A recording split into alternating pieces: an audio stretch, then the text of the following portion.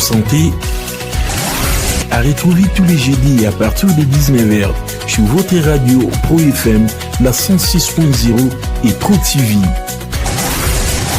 La plateforme de téléchargement YouTube, Facebook, YouTube, TikTok, Snapchat et Twitter. Parmi les pathologies infectieuses qui secouent les populations de l'Afrique subsaharienne, il y a les hépatites. Et vous en savez davantage que moi. Et avec notamment le spécialiste que nous avons choisi, nous allons faire le tour de la question de l'hépatite C, qui est également un véritable docteur Serge Chamgwe. Il est infectiologue. Docteur, merci de répondre à nos questions. Monsieur Ndongo, bonjour. Merci pour votre invitation. Alors, avec vous, nous parlons des hépatites, mais nous voulons déjà savoir quel est le rôle de l'infectiologue que vous êtes. L'infectiologue, c'est le spécialiste du traitement des microbes dans l'organisme des individus. Et il y a plusieurs types de microbes, des microbes qui peuvent être des bactéries, des virus, des parasites, des champignons. Et chacune de ces catégories que je viens de citer a en son sein des différents types de microbes. Et il est important pour l'infectiologue que je suis de pouvoir savoir de quel microbe le patient souffre pour trouver le bon antibiotique quand il s'agit d'une bactérie ou le bon traitement antiviral quand il s'agit d'un virus. Parce que sinon, ce microbe peut tuer l'individu si ce n'est pas fait dans des bonnes conditions par quelqu'un qui sait manier ces molécules et ces traitements. Et nous allons parler des virus avec notamment les hépatites.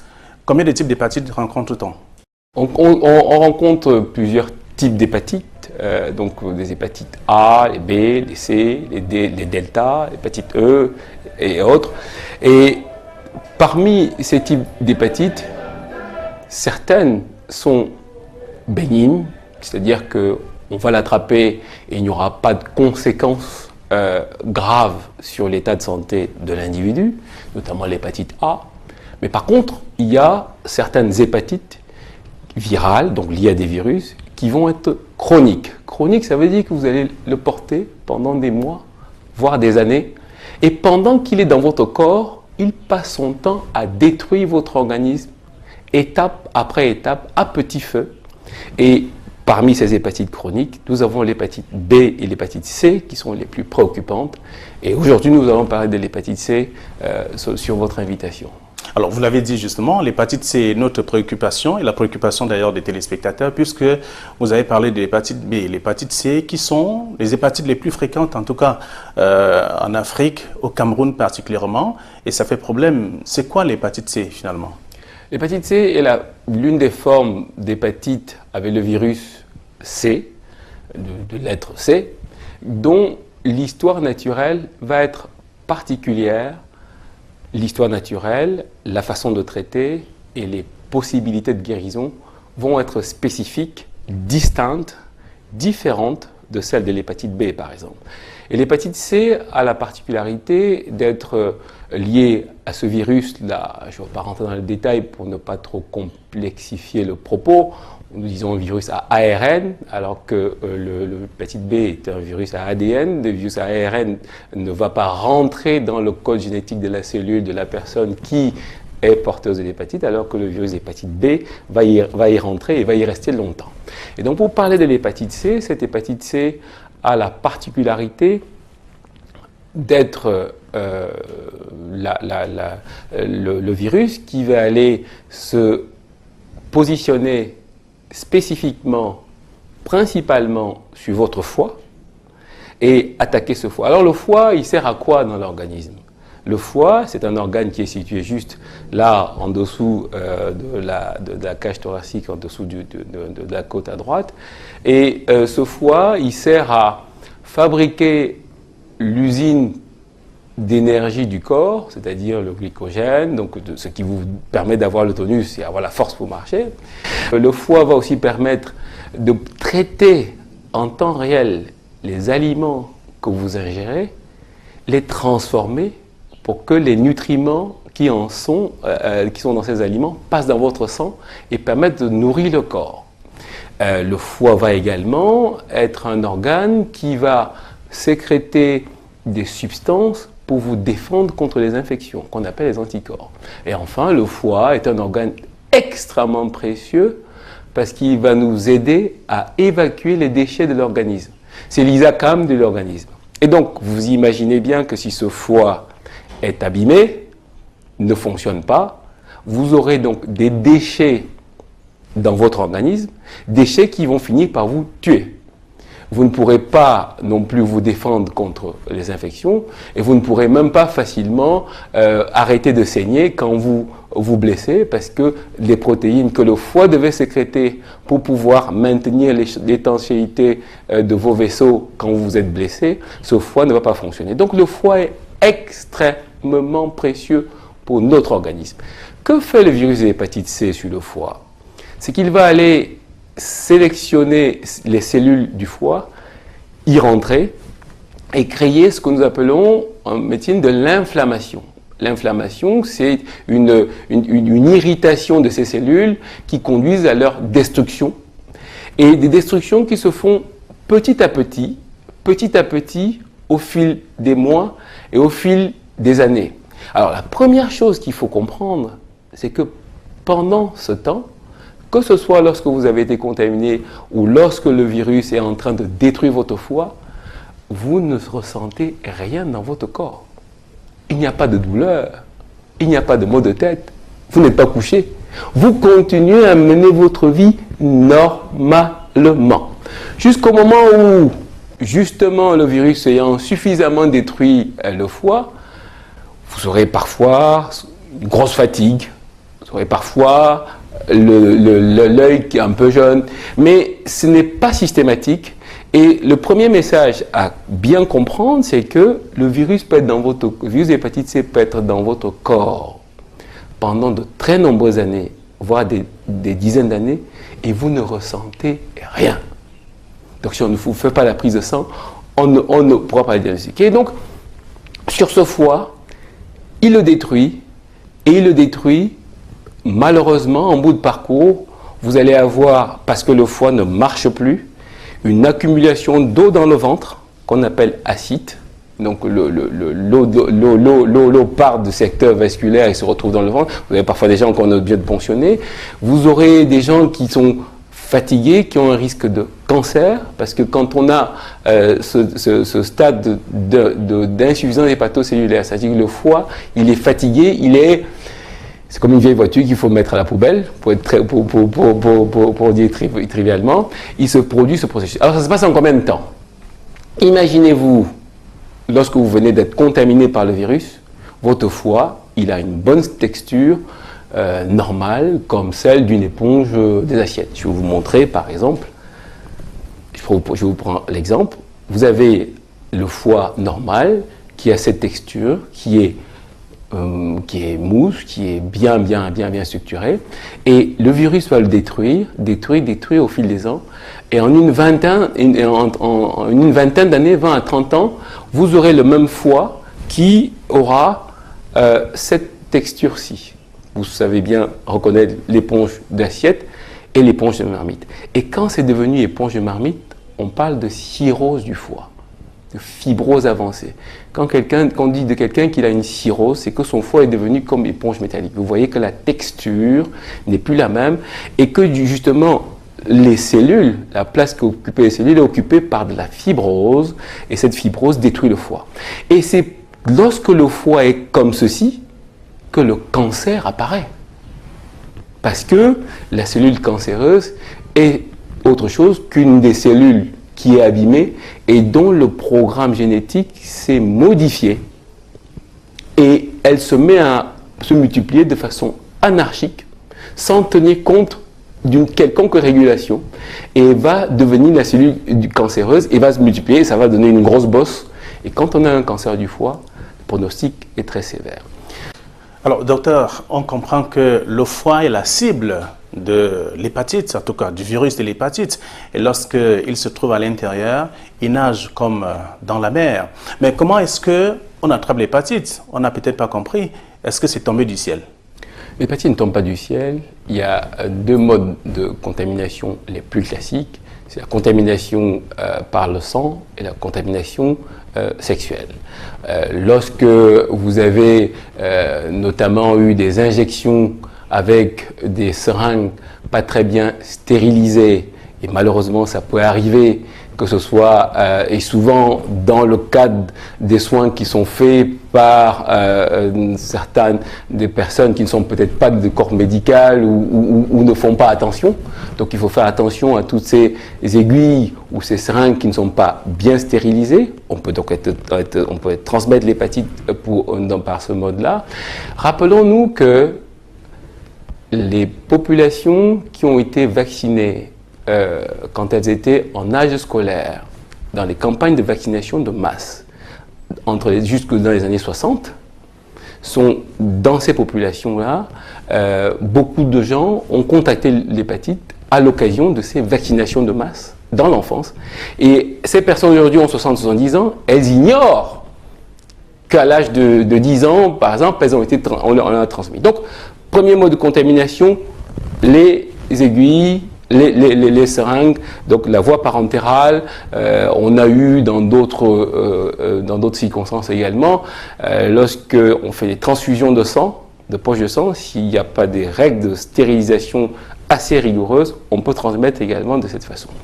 Et les autres actes, vous voyez, quand on fait des tatouages, quand on fait certains actes de médecine dite traditionnelle avec des excoriations, ça c'est des scarifications, c'est extrêmement source de transmission. Et toutes ces personnes qui un jour ont eu ce genre d'actes, ils sont appelés à faire un dépistage pour pouvoir savoir si elles ont l'hépatite ou pas.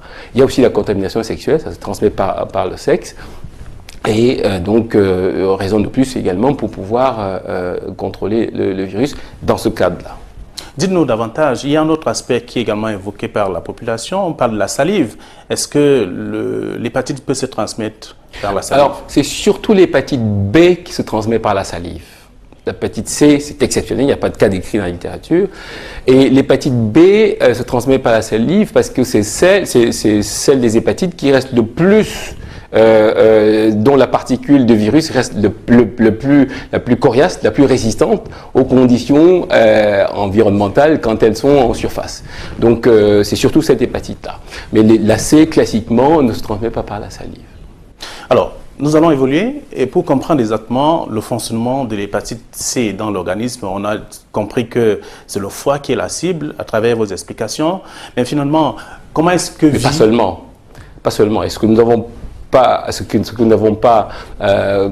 dit tout à l'heure, c'est que vous aurez une vingtaine d'années, je suis quelqu'un de standard, pour avoir le foie abîmé.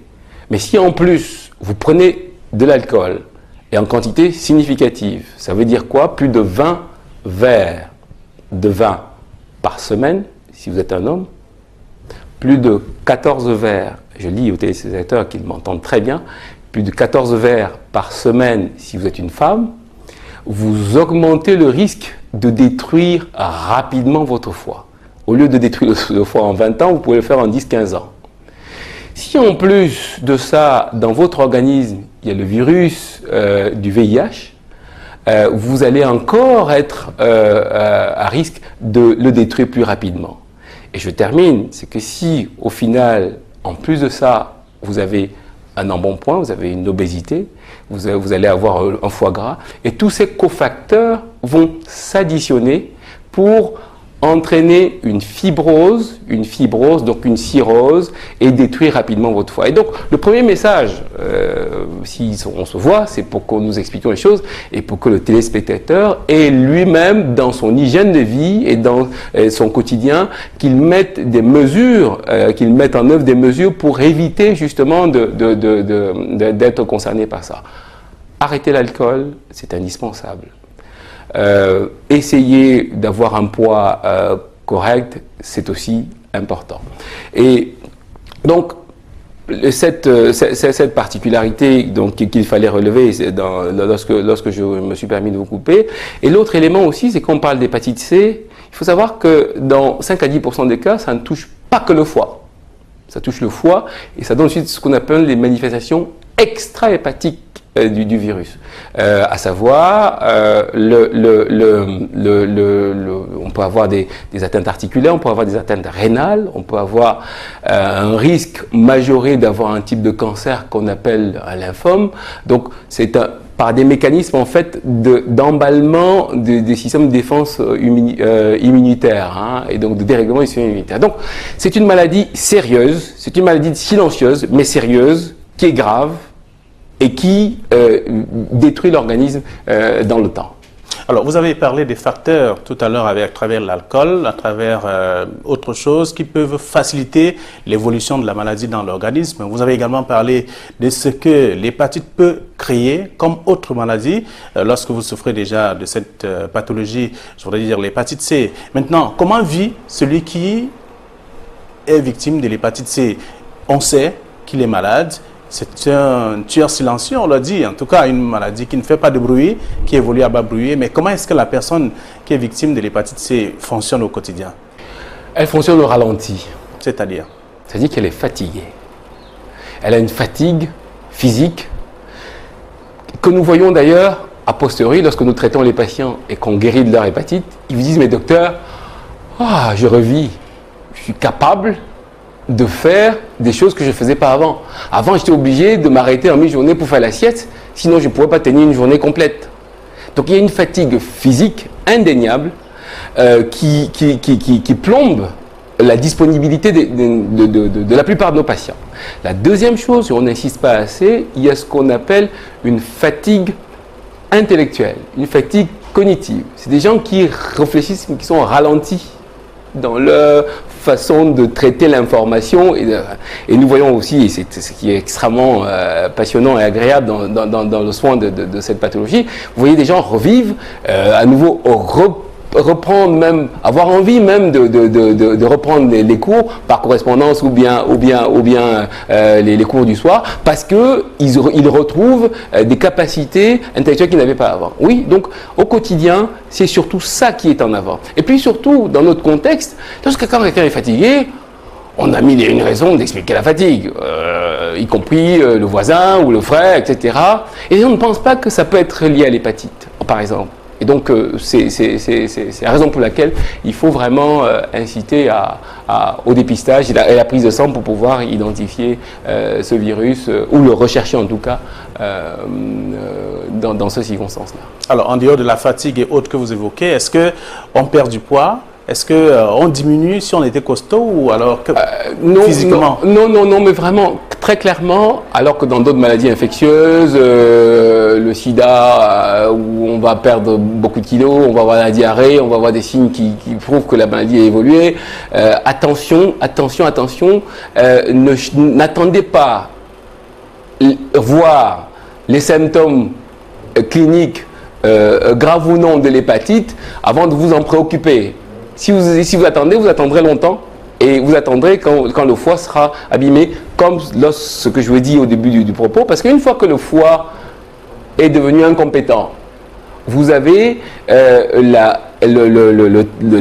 transfert de l'eau du secteur de vos vaisseaux vers le rein qui se fait moins bien. Je ne rentre pas dans les détails. Vous avez l'eau qui va s'accumuler à un endroit où elle ne doit pas être, c'est-à-dire au niveau du péritoine, et vous aurez des gens avec un gros ventre. Ils sont souvent fatigués, allongés, et nos collègues sont obligés, et nous, nos collègues, on est obligés de ponctionner en faisant la ponction de ce qu'on appelle l'acide. C'est une sérosité qui se produit lorsque le foie est abîmé. Vous pouvez aussi avoir des gens qui vont saigner facilement parce que leur capacité de coagulation ne marche pas bien. Mais ça, je préfère ne pas insister dessus parce que dans ce cas-là, vraiment, votre cas est plus que sérieux.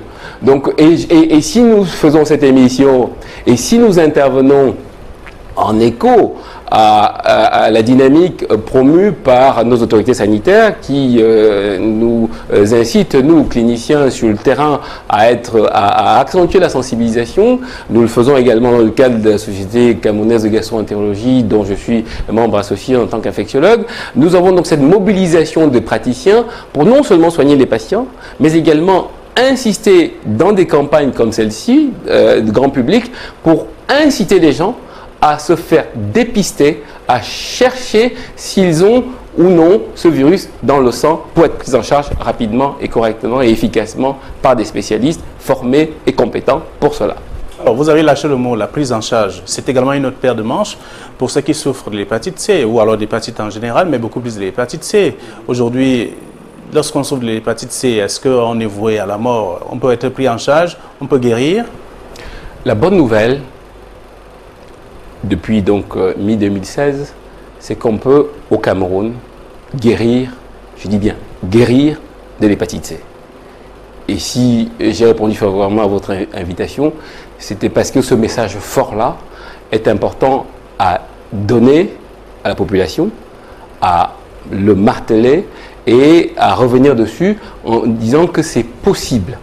C'est possible parce que les médicaments sont disponibles, les nouveaux médicaments. Parce que, rappelons-le, les anciens médicaments et les patients qui ont été traités dans les années antérieures, beaucoup d'entre eux ont eu l'interféron et un certain nombre d'entre eux n'ont pas eu la chance de guérir sous interféron. Un faible nombre l'a été, mais d'autres n'ont pas été. Et à l'époque, ce médicament était très très mal toléré. C'est un médicament qui donne beaucoup de fatigue, qui vous rend malade en lui-même. Et ce médicament n'est plus préconisé à l'échelle internationale en première ligne comme traitement de l'hépatite C. Alors que nous tous, ici et à l'étranger, nous n'avions que ce médicament pendant près de 2 décennies pour traiter ce virus. Ce qui a changé au Cameroun en 2016, aux États-Unis en 2013 et en Europe en 2014, c'est l'arrivée des antiviraux directs. Une combinaison de molécules qui vont sélectivement rentrer dans la cellule du foie, trouver le virus et couper le virus en plusieurs morceaux. Couper le virus au niveau de son ADN, là où ce qui le fait multiplier, couper le virus là où il fait des petits. Donc, on a un orage de bombes qui tombe sur le virus et qui le tue, qui tue toutes les particules virales en même temps. Quel que soit le degré de la maladie. Quel que soit le degré de la maladie, ça a été bien démontré. Et lorsqu'on a des formes assez avancées avec des patients qui ont déjà une cirrhose ou qui ont été préalablement traités dans le passé, nous allons ajouter un troisième agent qui est la ribavirine, ou alors parfois traiter plus longtemps. Mais ça, c'est de la cuisine de spécialistes. Ce qu'il faut comprendre, ce qu'il faut entendre, ce qu'il faut retenir, c'est que l'hépatite C se guérit avec un traitement qui se prend en comprimé, 1 fois par jour, 12 semaines, c'est 3 mois de traitement et c'est plus de 90, plus de 95% de guérison. Et ça se passe au Cameroun. Vous n'avez pas besoin d'aller à l'étranger pour cela. Alors, dites-nous, nous allons récapituler en 30 secondes puisque nous sortons déjà de l'émission. Quelles sont les mesures préventives pour éviter d'attraper l'hépatite C ou l'hépatite en général? C'est éviter de faire les soins au quartier. Des soins dans une formation sanitaire non agréée et qui, ou même quand elle est agréée, ne pratique pas les soins dans les conditions standards, des règles d'hygiène et de stérilité opposables. Donc, aller dans des endroits sérieux pour éviter toute contamination par du matériel souillé. Deuxièmement, soyez vigilants et n'allez pas avoir des contacts sexuels aléatoires, multipartenariales de façon habituelle, parce que au final, vous aurez et l'hépatite C et les cousins qui vont ensemble, la syphilis, la gonocoque, le HIV et les autres. Donc vraiment, ça c'est les messages les plus importants. Et le troisième message, c'est que même si vous n'avez pas a priori dans votre mémoire ces risques, vous n'avez pas été exposé à ces risques, faites-vous dépister quand même. Parce qu'on ne sait jamais, vous pouvez avoir été contaminé à votre insu et plutôt que de laisser le virus dans votre corps, détruire le corps à petit feu à votre insu, il vaut mieux le savoir, vous traiter et être guéri. C'est au moins un chapitre en moins à enlever sur votre capital santé. Vous êtes le spécialiste des hépatites, oui ou non? Oui. Merci. Merci à vous, Dr Serge Chamgoé. Vous êtes infectiologue, je l'ai dit, et merci d'avoir répondu à nos questions. Nous sommes arrivés à la fin de cette autre édition d'Actu Santé, consacrée en tout cas pour parler de l'hépatite, beaucoup plus de l'hépatite C. Vous l'avez compris avec le spécialiste. Merci de rester sur Equinox. Au revoir.